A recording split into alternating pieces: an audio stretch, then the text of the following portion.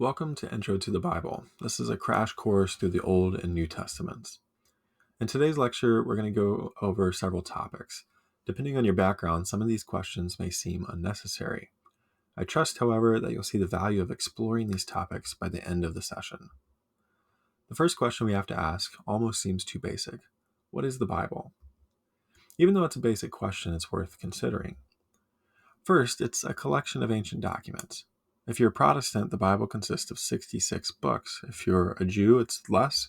If you're Catholic or Orthodox, it's actually a few more.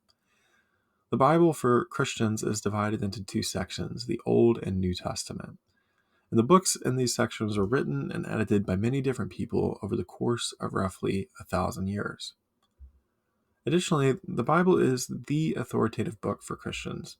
Christians believe that the Bible is God's revelation of himself to humanity.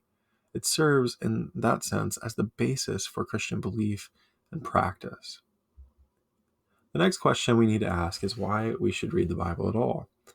If you grew up in a Christian home, you likely take it for granted that you are supposed to read the Bible.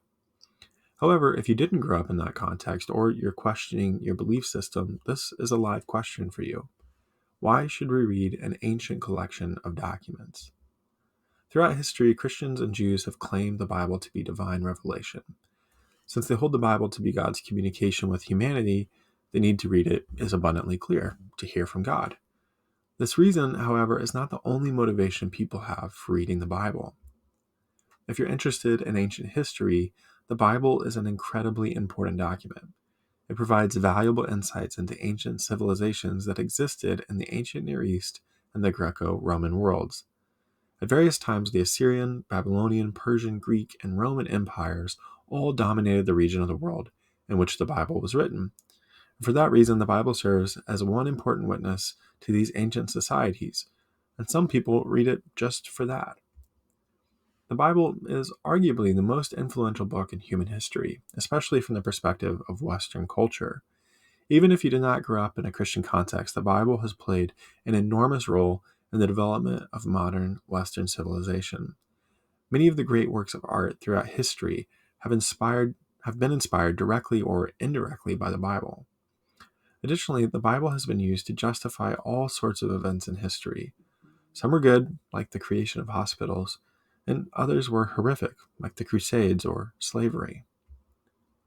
You may come up with other reasons for why someone would read the Bible. It's important to remember, though, that none of these motivations for reading the Bible is necessarily mutually exclusive. Reading the Bible with historical questions or cultural questions does not need to be in conflict with theological or devotional readings. The next question we need to ask is, how did we get the Bible? This is an often overlooked question, but it's critical for understanding the Bible itself. When we ask how we got the Bible, it's helpful to acknowledge that there are different Bibles. Not only are there different translations, but also the Bible looks differently depending on your faith tradition. A basic understanding of how we got the Bible can help us understand why the Bible is the way it is. First, the Bible you and I read is based on ancient copies and translations. We do not have an original version of any book in the Bible. What we do have is impressive, though. From the Dead Sea Scrolls to medieval manuscripts, there are thousands of pieces of evidence that stand behind the Bible you and I hold in our hands. Unfortunately, though, we can't just go from these ancient translations and copies to our modern Bibles. No two of these ancient documents are exactly alike. Remember, prior to the 1500s, everything was copied by hand, which allowed for plenty of mistakes. So, scholars use a process for comparing ancient manuscripts called textual criticism. The goal of this process is to figure out the earliest versions of the books of the Bible and what they looked like. Even when scholars can agree on what Hebrew, Aramaic, and Greek words represent the earliest version of the Bible, though, we still need to think about how we got our modern translations. Modern translations are based on the need to make the Bible accessible to later generations. Most people can't read the biblical languages, so people have been translating the Bible for as long as it has existed. This process began with the Septuagint, which is a Greek translation of the Old Testament from before the time of Jesus. The Vulgate is a Latin translation of the Bible from the 4th century.